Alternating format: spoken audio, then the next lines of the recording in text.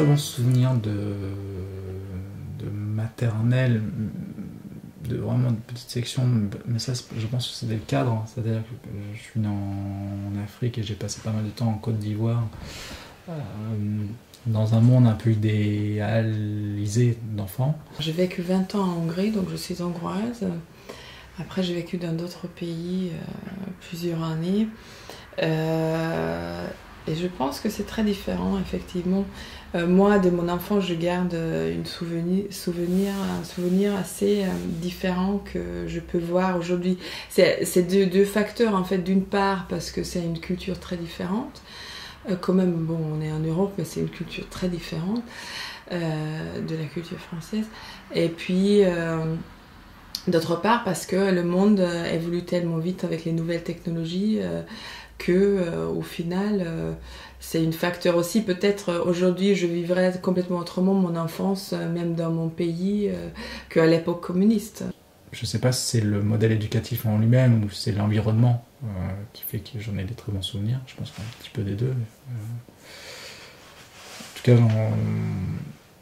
je garde en tête un moment où j'avais aucune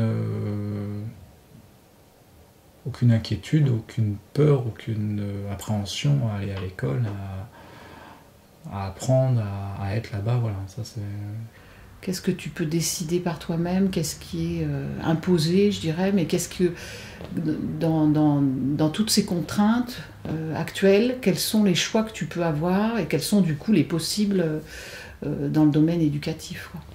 L'école traditionnelle, l'école de l'éducation nationale, l'école Montessori, l'école Freinet, l'école Steiner. Parce que le modèle éducatif, ça veut dire que c'est... Enfin, pour moi, hein, ça veut dire que c'est figé et que tu dois faire comme ça, alors que non, pas du tout.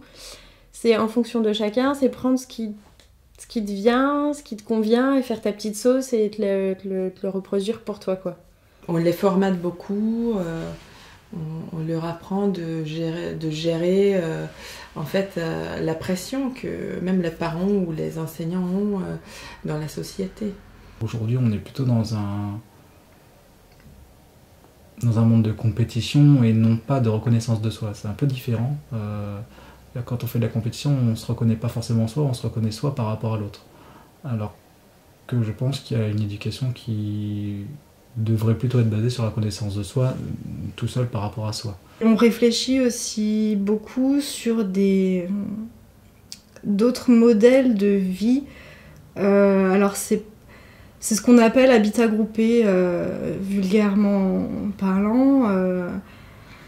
Donc il y en a toutes sortes, il y a des extrêmes comme ce qui se passe au hameau des Buis, mais il y en a des beaucoup moins extrêmes et beaucoup plus citadins, ce qui nous correspond plus.